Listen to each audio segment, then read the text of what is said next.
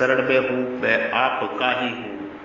प्रभु मैं आपकी शरण में हूँ, मैं आपका ही हूँ। मैं परमात्मा का हूँ और परमात्मा ही मेरे हैं। मैं परमात्मा का हूँ और परमात्मा ही मेरे हैं। मैं केवल भगवान का हूँ और भगवान ही मेरे हैं। मैं केवल भगवान का हूँ और केवल भगवान ही मेरे हैं। मैं सच्चित आनंदमय चिन्मय प्रभु का हूँ और प्रभु ही मेरे हैं। मैं सच्चित आनंदमय चिन्मय प्रभु का हूँ और प्रभु ही मेरे हैं। वसुदेव सुतम देवम कंस चाडूर मर्दनम देवकी परमानंदनम कृष्णम वंदे जगत गुरु जगत गुरु जगत गुरु। ओम भद्रकालाय नमः। ओम भद्रकालाय नमः। ओम भद्रकालाय नमः। ओम श्रीये नमः। ओम श्रीये नमः। ओम श्रीये नमः। गाय गंगा ज्ञात्री जल जंगल और जमीन प्रकृति जीव परमात्मा की सेवा रक्षा सुरक्षा प्रत्येक मनुष्य का कर्तव्य ही नहीं, महान महान कर्तव्य होना चाहिए। आपके हृदय रूपी मंदिर में विराजमान सच्चित आनंदमय चिन्मय प्रभु को मैं प्रणाम करता हूँ, उस ब्रह्म को प्रणाम करता हूँ जो हृदय रूपी गुहा में विराजमान है। कृपया हमारा प्रणाम नमस्कार स्वीकार करें।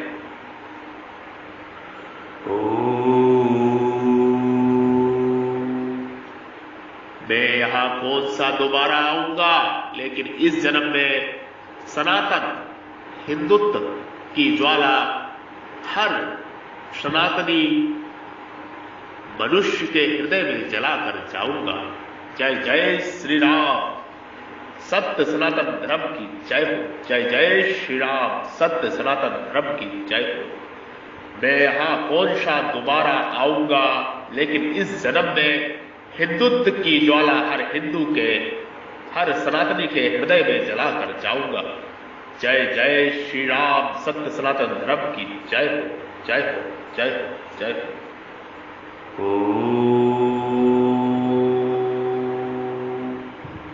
राष्ट्रीय स्वाभिमान क्रांति का बिगुल फूंक चुका है।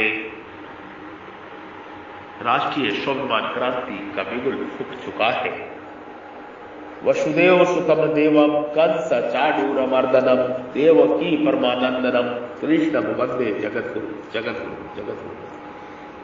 इंद्रियों के विषय में वैराग्य का होना, अहंकार का भी ना होना और जन्म मृत्यु वृद्धावस्था तथा व्याधियों में दुख रूप दोषों का बार बार देखना। इंद्रियात्रुष वैराग्यम लोक परलोक के शब्दादि समस्त विषयों में इंद्रियों का खिंचाव ना होना ही इंद्रियों के विषयों में राग रहित होना है। इंद्रियों का विषयों के साथ संबंध होने पर भी तथा शास्त्रों के अनुसार जीवन निर्वाह के लिए इंद्रियों द्वारा विषयों का सेवन करते हुए भी साधकों को विषयों को राग आसक्ति प्रियता नहीं होनी चाहिए। उपाय विषय में राग होने से ही विषय की महत्ता दिखती है, संसार में आकर्षण होता है और इसी से सब पाप होते हैं। अगर हमारा विषय में ही राग रहेगा तो तत्व बोध कैसे होगा? परमात्मा तत्व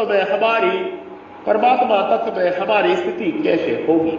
अगर राग का त्याग करते तो परमात्मा में स्थिति हो जाएगी। ऐसा विचार करने से विषयों से वैराग हो जाता है, विषयों से वैराग हो जाता है।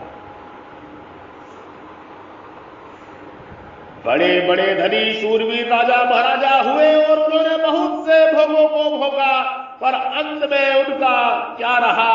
कुछ नहीं रहा। उनके शरीर कमजोर हो गए और अंत में सब चले गए। इस प्रकार विचार करने से भी वैराग्य हो जाता है। जिन्होंने भोग नहीं भोगे हैं, जिनके पास भोग सामग्री नहीं है, जो संसार से विरक्त है, उनकी अपेक्षा उन्होंने बहुत भोग भोगे हैं और भोग रहे हैं। उनमें क्या विलक्षणता विशेषता आई? कुछ नहीं। प्रत्युत भोग भोगने वाले तो शोक चिंता में डूबे हुए हैं। ऐसा विचार करने से भी वैराग्य होता है। अहंकार ऐसा प्रत्येक व्यक्ति के अनुभव में मैं हूं, प्रत्येक व्यक्ति के अनुभव में मैं हूं, प्रत्येक व्यक्ति के अनुभव में मैं हूं, इस प्रकार की वृत्ति होती है। यह वृत्ति ही शरीर के साथ मिलकर मैं शरीर हूं, मैं शरीर हूं, इस प्रकार एक देशता अर्थात अहंकार उत्पन्न कर देती है।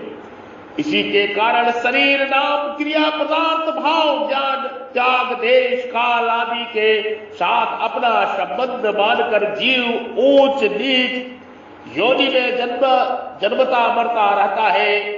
गीता के 13वें अध्याय का 21वां श्लोक यह अहंकार साधन में प्राय बहुत दूर तक रहता है। वास्तव में इसकी सत्ता नहीं है, फिर भी स्वयं की मान्यता होने के कारण व्यक्तित्व के रूप में इसका भान होता रहता है। भगवान द्वारा ज्ञान के साधनों में इस पद का प्रयोग किए जाने का तात्पर्य शरीर आदि में माने हुए अहंकार का श्रोता भाव करने में, क्योंकि जड़ चेतन का यथार्थ बोध होने पर इसका श्रोता भाव हो जाता है। मनुष्य मात्र अहंकार रहित हो सकता है, इसलिए भगवान यहां अहंकार अनहंकार पद से अहंकार का त्याग करने की बात करते हैं। अभिमान और अहंकार का प्रयोग एक साथ होने पर उनसे अलग अलग भावों का बोध होता है। संसारिक चीजों के संबंध से अभिमान पैदा होता है। ऐसे ही त्याग वैराग विद्या आदि के लेकर अपने में विशेषता देखने से भी अभिमान पैदा होता है। शरीर को ही अपना स्वरूप मानने से अहंकार पैदा होता है। शरीर को अपना स्वरूप मानने से अहंकार पैदा होता है। यहाँ अहंकार पद से अभिमान और अहंकार दोनों श्रोता अभाव का अर्थ लेना चाहिए। मनुष्य को नींद से जागने पर सबसे पहले अहम अर्थात मैं हूं इस वृत्ति का ज्ञान होता है। फिर मैं अमुक शरीर नाम जाति वर्ण आश्रम आदि का हूं ऐसा अभिमान होता है। यह एक क्रम है।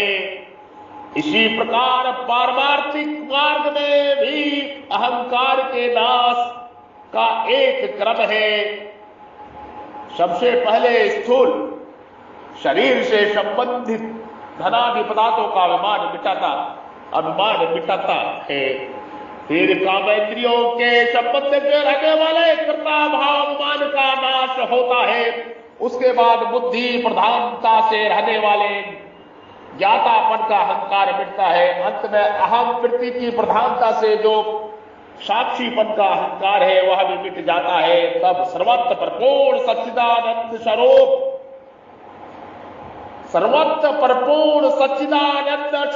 स्वतः रह जाता है।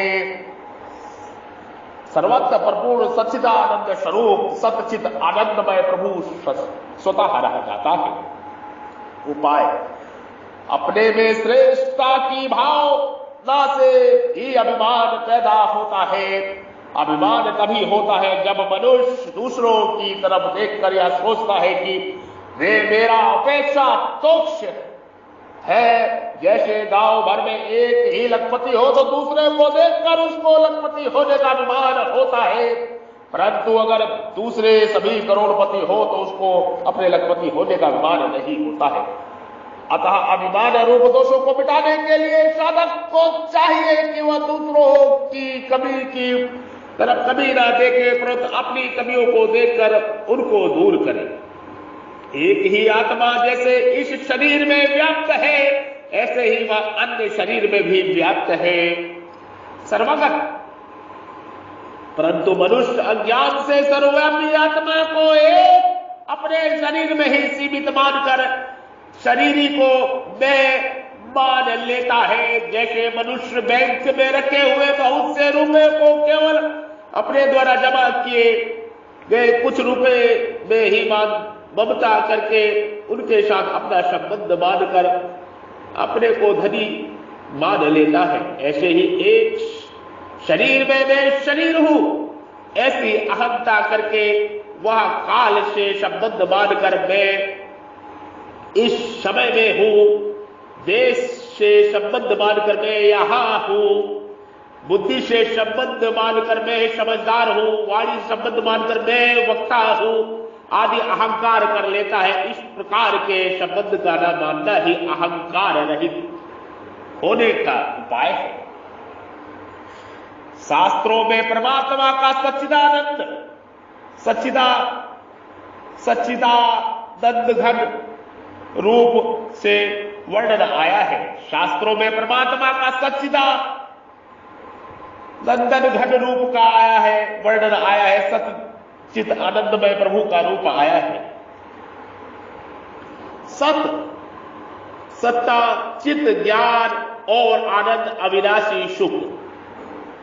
सत का मतलब है सत्ता, चित का मतलब है ज्ञान और आनंद का अविनाशी सुख। सच्चिदानंद घन, सच्चिदानंद घन, सच्चिदानंद घन, सच्चिदानंद घन, सच्चिदानंद घन। सत, सत्ता, चित, ज्ञान और आनंद अविनाशी सुख, ये तीनों परमात्मा के भिन्न भिन्न रूप नहीं है, प्रत्युत एक ही परमात्मा तत्व के तीन नाम है। अतः साधक इन तीनों में किसी एक विशेषण से भी परमात्मा का लक्ष्य करके निर्विकल्प हो सकता है। निर्विकल्प होने से उसको परमात्मा तत्व में अपनी स्थिति अनुभव हो जाता है और अहंकार का सर्वथा नाश हो जाता है। इसको इस प्रकार समझना चाहिए। सत, परमात्मा तत्व सदा से ही था, सदा से है और सदा ही रहेगा। सत का मतलब परमात्मा तत्व सदा से ही था, सदा से है और सदा से ही रहेगा। वह कभी बनता बिगड़ता नहीं है, कम ज्यादा भी नहीं होता, सदा ज्यों का त्यों रहता है। ऐसा बुद्धि के द्वारा विचार करके निर्विकल्प होकर स्थिर हो जाने का साधक का बुद्धि से संबंध विच्छेद हो जाता है, बुद्धि से संबंध विच्छेद हो जाता है और उस सत्य तत्व में अपनी वास्तविक स्थिति का अनुभव हो जाता है। ऐसा अनुभव होने में फिर अहंकार नहीं रहता। चित्त, सत्य चित्त, जैसे प्रत्येक व्यक्ति के शरीर आदि अहम के अंतर्गत दृश्य है, ऐसे ही अहम भी मैं, तू, यह और वह के रूप में एक ज्ञान के अंतर्गत दृश्य है। उस ज्ञान चेतन में निर्विकल्प होकर स्थिर हो जाने से परमात्मा तत्व में स्वतः सिद्ध स्थिति का अनुभव हो जाता है। फिर अहंकार नहीं रहता, फिर अहंकार नहीं रहता, फिर अहंकार नहीं रहता। आनंद, साधक लोग प्राय बुद्धि और अहम को प्रकाशित करने वाले चेतन को भी बुद्धि द्वारा ही जानने की चेष्टा करते हैं। वास्तव में बुद्धि के द्वारा जाने अर्थात सीखे हुए विषयों को ज्ञान की संज्ञा देना और उससे अपने आप को ज्ञानी मान लेना भूल ही है। बुद्धि को प्रकाशित करने वाला तत्व बुद्धि के द्वारा कैसे जाना जा सकता है? बुद्धि को प्रकाशित करने वाला तत्व बुद्धि के द्वारा कैसे जाना जा सकता है? बुद्धि को प्रकाशित करने वाला तत्व बुद्धि के द्वारा कैसे जाना जा सकता है? यद्यपि साधक के पास बुद्धि के सिवाय ऐसा और कोई साधन नहीं है जिससे वह तत्व जाना जा सके।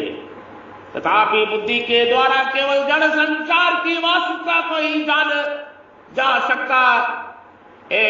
बुद्धि जिससे प्रकाशित होती है, उस तत्व को बुद्धि नहीं जान सकती, उस तत्व को बुद्धि नहीं जान सकती। उस तत्व को जानने के लिए बुद्धि से भी संबंध विच्छेद करना आवश्यक है। बुद्धि को प्रकाशित करने वाला परमात्मा तत्व निर्विकल्प से स्थित हो जाने पर बुद्धि से सर्वथा संबंध विच्छेद हो जाता है। फिर एक आनंद स्वरूप जहां दुख लेश भी नहीं है, परमात्मा तत्व ही शेष रह जाता है जो स्वयं ज्ञान रूप और सत्य स्वरूप भी है। इस प्रकार तत्व के निर्विकल्प चुप हो जाने पर आनंद ही आनंद, आनंद ही आनंद, आनंद ही आनंद ऐसा अनुभव होता है। ऐसा अनुभव होने पर फिर अहंकार नहीं रहता।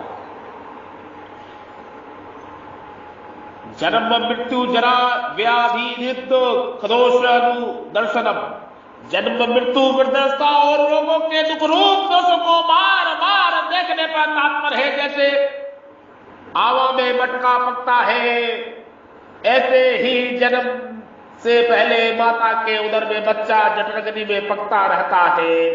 माता के खाए हुए नमक मिर्च आदि क्षार और तीखे पदार्थ बच्चे के शरीर में जलन होती है। गर्भाशय में रहने वाले सूक्ष्म जंतु भी बच्चे को काटते रहते हैं।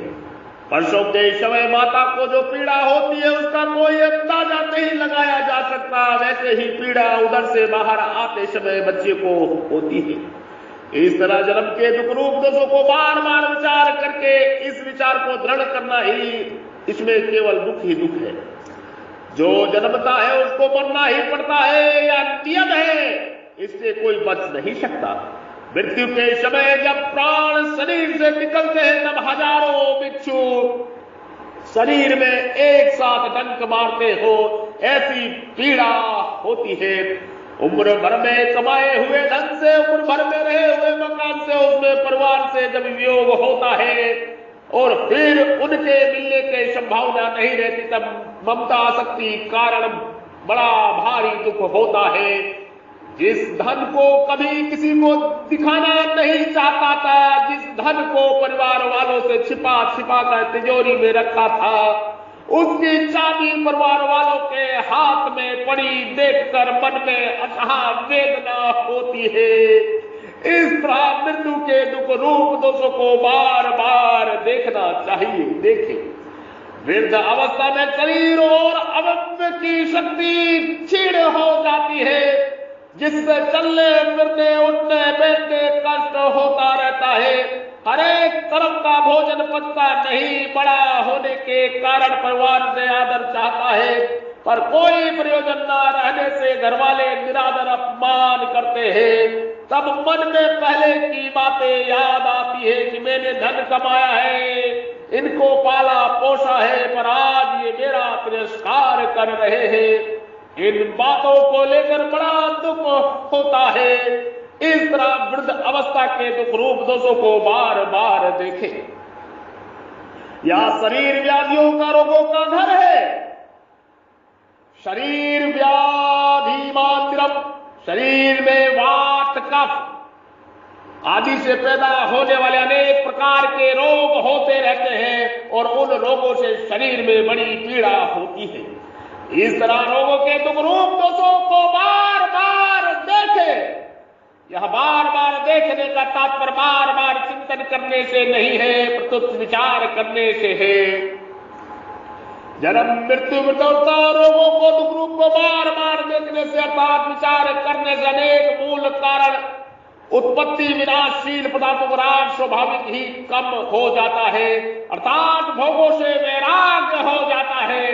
तात्पर्य है कि जन्म मृत्यु आदि के दुख रूप दोषों को देखना भोगों से वैराग होने में हेतु है, क्योंकि भोगों के राग से अर्थात गुणों के संग से ही जन्म होता है।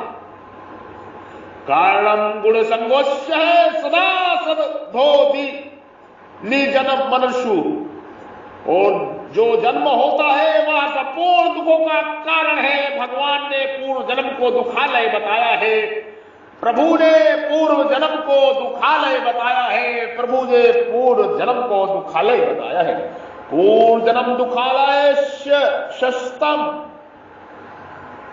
शरीर आदि जड़ पदार्थों के साथ अपना संबंध बांधने से, उनको महत्व देने से, उनका आश्रय लेने से ही संपूर्ण दोष उत्पन्न होते हैं। देहाभिमान सर्वे दोषा प्रणुद्भवन्ते हैं। परमात्मा का स्वरूप अथवा उसका ही अंश होने के कारण जीवात्मा स्वयं निर्दोष है। चेतन अमल सहज सुख राशि, चेतन अमल सहज सुख राशि, चेतन अमल सहज सुख राशि, चेतन अमल सहज सुख राशि। यही कारण है कि जीवात्मा को दुख और दोष अच्छे नहीं लगते, क्योंकि इसके सजाई किए नहीं है। जीव अपने द्वारा ही पैदा किए दोषों के कारण सदा दुख पाता रहता है। अतः भगवान जन्म मृत्यु आदि के दुख रूप दोषों को मूल कारण देह अभिमान को विचार पूर्वक मिटाने के लिए कह रहे हैं, देह अभिमान को मिटाने के लिए कह रहे हैं। एक दुख का भोग होता है और एक दुख का प्रभाव होता है। दुख से दुखी होना और सुख से सुख की इच्छा करना दुख का भोग है। दुख के कारण खोज करके उसको मिटाना दुख का प्रभाव है। यहां दुख के प्रभाव को दुख दोष नु दर्शनम पद से कहा गया है। दुख का भोग करने से अर्थात दुखी होने से विवेक लुप्त हो जाता है, परंतु दुख का प्रभाव होने से विवेक लुप्त नहीं होता। प्रत्युत मनुष्य विवेक दृष्टि से दुख के कारण की खोज करता है और खोज करके उसको मिटाता है। सुख की इच्छा ही संपूर्ण दुखों का कारण है। सुख की इच्छा ही संपूर्ण दुखों का कारण है। कारण के मिटाने पर कार्य अपने आप मिट जाता है। कारण के मिटने पर कार्य अपने आप मिट जाता है। कारण के मिटने पर कार्य अपने आप मिट जाता है। अतः सुख की इच्छा मिटाने पर संपूर्ण दुखों का नाश हो जाता है। सुख की इच्छा मिटाने पर संपूर्ण दुखों का नाश हो जाता है। संपूर्ण दुखों का नाश हो जाता है। संपूर्ण दुखों का नाश हो जाता है। तेरे भावे जो करे भलो बुरो संसार, नारायण तू बैठ के अपनो भवन बुहार। तेरे भावे जो करे भलो बुरो संसार, नारायण तू बैठ के अपनो भवन बुहार। तेरे भावे जो करे भलो बुरो संसार, नारायण तू बैठ के अपनो भवन बुहार। संसार के चिंतन से साधक को कोई प्रयोजन होता नहीं और अचिंत परमात्मा तत्व चिंतन से आता नहीं। यही निर्लुप्तता है। संसार के चिंतन से साधक का कोई प्रयोजन होता नहीं और अचिंत परमात्मा तत्व चिंतन में आता नहीं। यही निर्विकल्पता है। किसी सेठ ने सुना कि अमुक दुकान में इतना नफा हुआ है और साथ ही यह भी सुना कि अमुक दुकान में इतना नुकसान हुआ है। इस प्रकार नफा और नुकसान इन दोनों तो फर्क है, पर इन दोनों में ज्ञान में कोई फर्क नहीं है। ज्ञान तो एक ही है। अगर ज्ञान एक ना होता तो नफा और नुकसान दोनों की भिन्नता ज्ञान कैसे होता। इसी तरह मैं तू यह और वह, मैं तू यह और वह, ये चारों अलग अलग होने पर भी इनका प्रकाशक ज्ञान एक ही है। जिस सामान्य प्रकाश में मैं क्रियाएं होती हैं, उसी प्रकाश में तू और यह और वह भी क्रियाएं होती हैं। उस समान प्रकाश में मैं तू यह और वह का भेद नहीं है। उस समान प्रकाश में संबंध यदि है तो चारों के साथ है और यदि नहीं है तो किसी के भी साथ नहीं है। ओम श्री परमात्मने नमः। ओम श्री परमात्मने नमः। ओम श्री परमात्मने नमः। ओम उग्रवीर महाविष्णु दलवंसतो मुखम नरसिंह भाद्रमेर्तुम नमः नमः। ओम नमो भगवते वासुदेवाय। ओम नमो भगवते वासुदेवाय। ओम नमो भगवते वासुदेवाय। ओम नमो नारायणाय। ओम नमो नारायणाय। ओम नमो नारायणाय। ओम विष्णुवे नमः। ओम विष्णुवे नमः। ओम विष्णुवे नमः। सतचित आनंदमय चिन्मय प्रभु की जय हो। सतचित आनंदमय चिन्मय प्रभु की जय हो। सतचित आनंदमय चिन्मय प्रभु की जय हो। सतचित आनंदमय चिन्मय प्रभु की जय हो। सतचित आनंदमय चिन्मय प्रभु की जय हो। सतचित आनंदमय चिन्मय प्रभु की जय हो। सच्चिदानंदमय चिन्मय प्रभु की जय हो। सच्चिदानंदमय चिन्मय प्रभु की जय हो। सच्चिदानंदमय चिन्मय प्रभु की जय हो। सच्चिदानंदमय चिन्मय प्रभु की जय हो। जय श्री ओम जय आदि सनातन। जय श्री ओम जय आदि सनातन। जय श्री ओम जय आदि सनातन। सच्चिदानंद सच्चिदानंद घन प्रभु की जय हो। सच्चिदानंद घन प्रभु की जय हो। सच्चिदानंद घन प्रभु की जय हो। सच्चिदानंद घन प्रभु की जय हो। सच्चित आनंद प्रभु की जय हो। जय हो जय हो। जय श्री ओम जय आदि सनातन। जय श्री ओम जय आदि सनातन। जय श्री ओम जय आदि सनातन। जय श्री ओम जय आदि सनातन। श्री राम जय राम जय जय राम। संपर्क करें। राष्ट्रीय स्वाभिमान क्रांति से जुड़े और जोड़े तन मन धन से। संगठन निर्माण में मदद करें। संगठन में साथ आए। सनातन वैदिक राष्ट्र का निर्माण में साथ आए। हिंदुत्व की रक्षा के लिए वसुदेव सर्वम वसुधैव कुटुंबम के लक्ष्य के साकार करने के लिए साथ आए और जुड़े। संपर्क नंबर है 9811179477 9811179477 9811179477। हम महर्षि ब्रह्मर्षि आचार्य योगी श्री अवध के संत स्वामी बद्री विशाल महात्मा आपको ब्रह्म ज्ञान का उपदेश दे रहे थे। स्वयं के स्वरूप में स्वयं का दर्शन। ये मोक्ष मुक्ति का ज्ञान है। ये स्वयं को जानने का ज्ञान है। ये ब्रह्म ज्ञान है। ये महान ज्ञान है। ये ब्रह्म ज्ञान है। ये महान ज्ञान है। इस ज्ञान को बार बार सुने, शेयर करें और सनातन धर्म की रक्षा होती हेतु आगे आए। मनुष्य जीवन सफल करे, यही सच्ची सफलता है। जय श्री राम। जय सनातन धर्म।